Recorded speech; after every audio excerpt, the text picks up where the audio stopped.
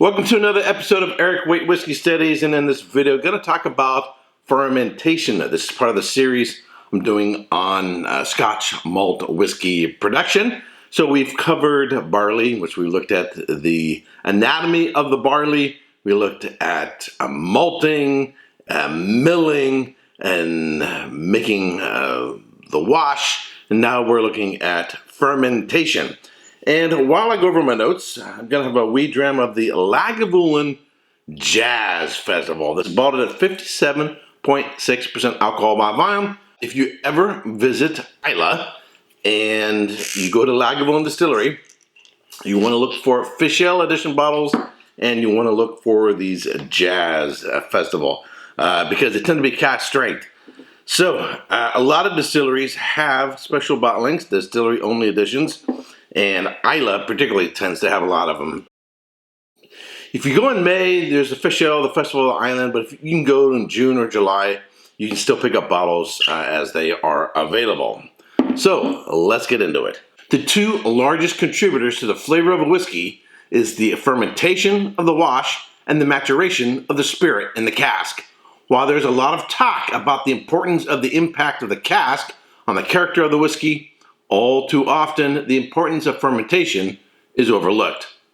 Once the starch in the barley has been converted to sugar through malting, the malted barley is then turned to grist through milling, which is then put into a mash tun to create a sugary liquid called wort. The wort is then transferred to the washback. Yeast is then added to the wort in the washback so that it can undergo fermentation. You know what's nice about this whiskey is they're so big and so powerful. I mean, you don't even need to stick your nose in there. And the whole area right here is just full of nice smoke, salted chocolate, caramel, perhaps a little bit of vanilla, fudge. Let's get on with it. Yeast. Yeast is a single-celled microorganism that is a member of the fungi kingdom. I didn't know fungi had a kingdom. I mean, who knew? Who is the king of fungi? While yeast is found in nature within the very air of wineries, breweries, and distilleries, producers may find it unreliable in providing a thorough fermentation, or it may create unwanted flavors. Consequently, most distillers, rather than relying on wild yeast, add yeast for fermentation. Yeast consumes sugar and produces byproducts such as carbon dioxide, alcohol, heat, and other chemical compounds. Some of those compounds will be removed by the copper in the still during distillation. The most common yeast used in whiskey production is Saccharomyces cerevisiae, often referred to as distiller's yeast. It is used in wine production as well as in whiskey making, as it is a yeast that thoroughly ferments, reducing the possibility of a stuck fermentation in which a yeast has died before metabolizing all of the sugar. Even though this is a real high ABV, it's still really approachable. Has a nice silky texture, really powerful, sweet, pretty much all the way through. Really nice. So, there's 7 different ways in which a yeast can, or a fermentation can become stuck. One is, there's several things that can kill yeast. One is if you were to lower the temperature too low, so it just stops eating, stops fermenting. If it goes too high, the temperature goes too high, and you kill off the yeast, or some yeast may be killed off when the alcohol gets really high. So during fermentation, the alcohol is going to get around 8% ABV. That's typically not a problem. In wine production, you know, your ABV can get 13.5, 14.5, or if you're doing port wines or fortified wines and stuff like that. In fact, one of the ways in which you make a fortified wine is to kill off the yeast or stop the fermentation by adding a high alcohol. So you want a really good yeast that's going to be thorough in its fermentation, because once a fermentation gets stuck, it can be a little challenging getting it going again. From 1952 until 2003, all Scotch whiskey distillers were required by the Scotch Whisky Association to use the same yeast strain, DCLM strain, a yeast originally hybridized from Saccharomyces cerevisiae and Saccharomyces diastaticus during the 1930s to 1950s, but what we now know today as Diageo, for its ability to break down maltose sugars, for being good at making alcohol and producing flavors associated with Scotch whiskey. Distiller's M strain yeast is still favored by many Scotch whiskey distillers, although other newer strains such as MX, Maori, and Anchor BFP are also widely used. The yeast may be added to the wort in various forms, including powder or liquid. Distiller's yeast is available in liquid, cream, pressed, semi-dry, and dried forms.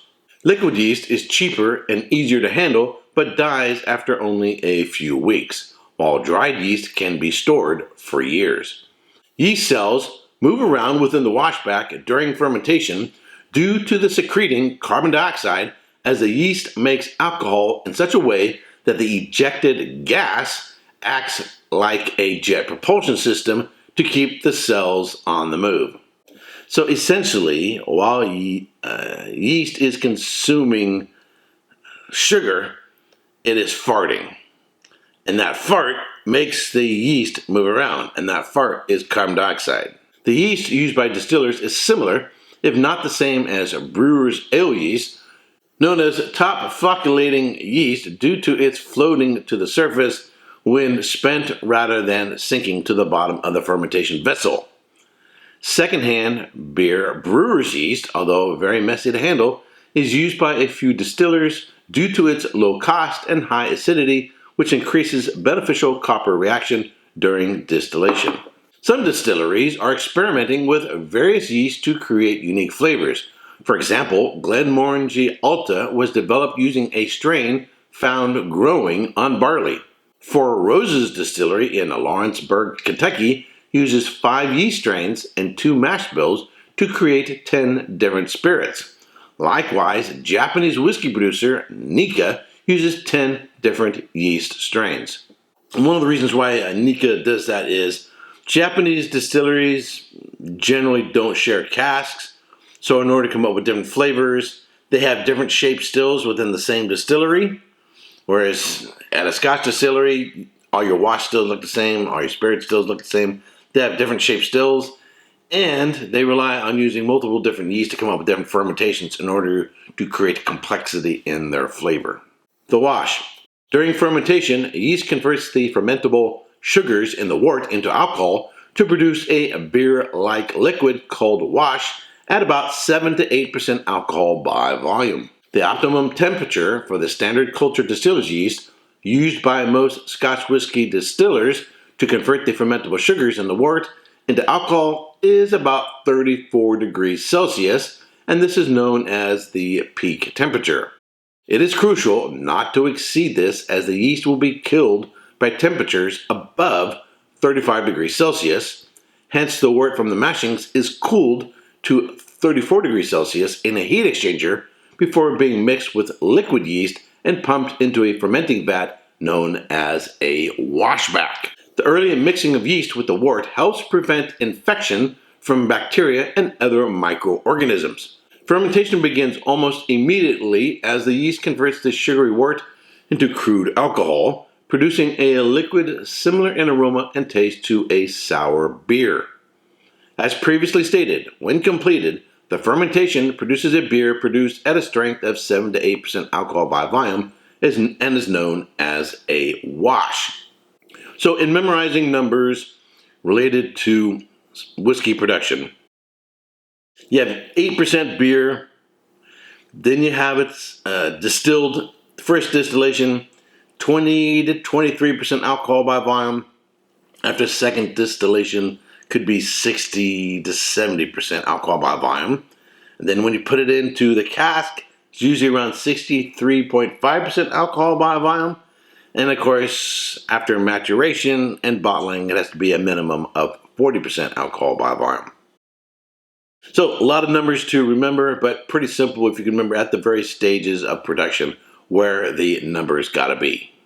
Wood washbacks. Traditionally, washbacks were made of European larch wood, Douglas fir, or American Oregon pine due to the wood having a tight grain, being knot-free, and available in long planks. Some wood advocates claim an insulating effect, and when first filled, even after a period when the distillery has been closed, wood presents a warm surface, unlike cold stainless steel. More importantly, pores in wood harbor microfauna and microbes which can add to the fermentation. Unlike yeast, bacteria survive the heat of fermentation to contribute subtle flavors to the wash. Advocates of wood say it even produces a sweeter wash. Perhaps the biggest and most obvious difference between wood and stainless steel is the fact that wood is natural and therefore porous. This can allow a lot of bacteria that thrives off the sugars in the wash liquid to grow in all the little crevices of the wood. This means it is vital that wood washbacks be thoroughly and extensively cleaned. Of course, stainless steel washbacks must also be thoroughly cleaned, but the risk of bacteria growing in wooden washbacks is much higher. However, many distilleries, such as Auchentoshan in the lowlands, still use wooden washbacks as they believe it creates a more interesting flavor. So, like a lot of other topics related to whiskey, there's always a matter of opinion. You go visit a distillery, they may say, oh, it doesn't make a difference whether you use wood or stainless steel, and then you have those that are advocates for wood, and then they say, look, since it doesn't really matter, we should just use stainless steel, and on and on and on and on. It's like a religion. It's a never ongoing debate in which there's never really any consensus on the topic. Stainless steel washbacks.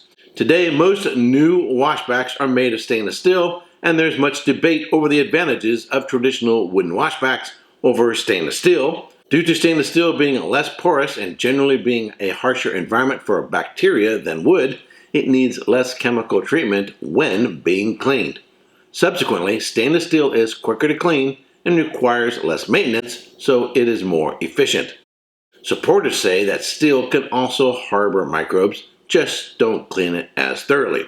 Also, what's the lifespan in terms of cost effectiveness? What's the lifespan of a wood washback versus a stainless steel?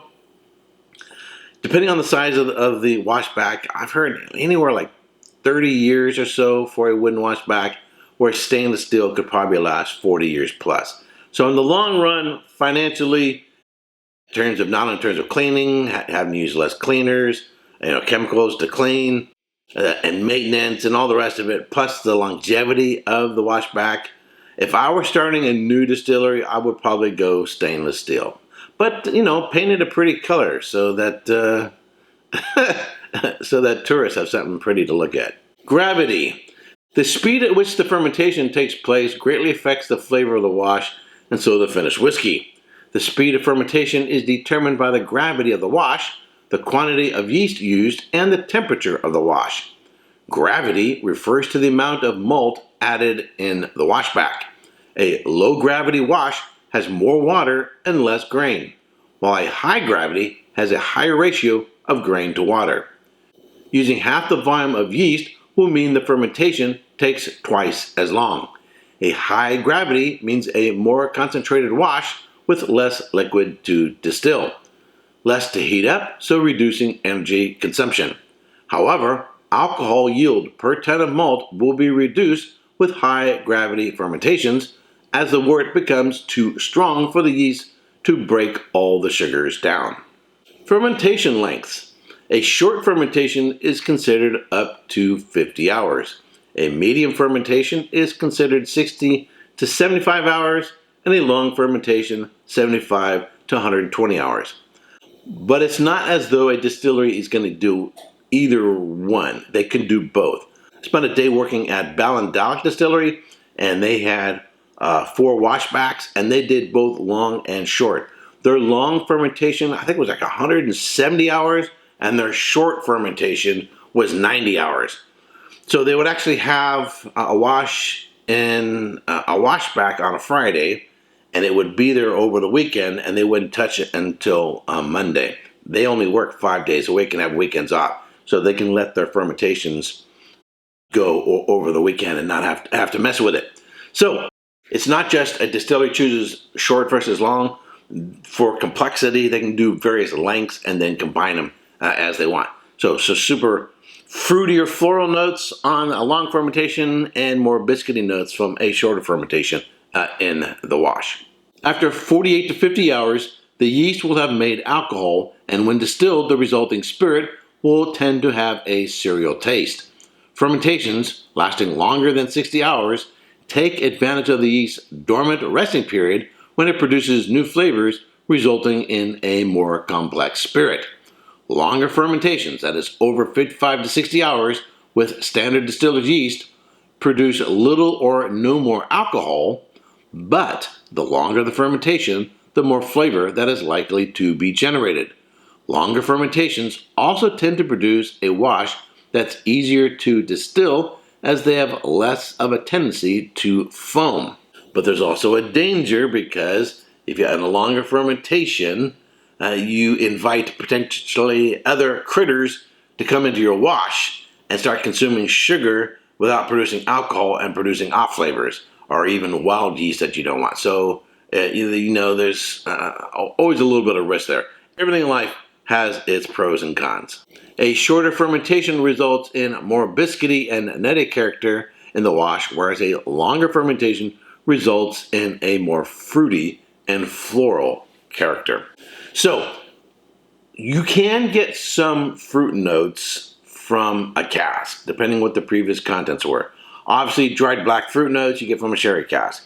But most of the time, a lot of your fruity and floral notes are coming from the fermentation and then getting concentrated during distillation and then preserved during maturation.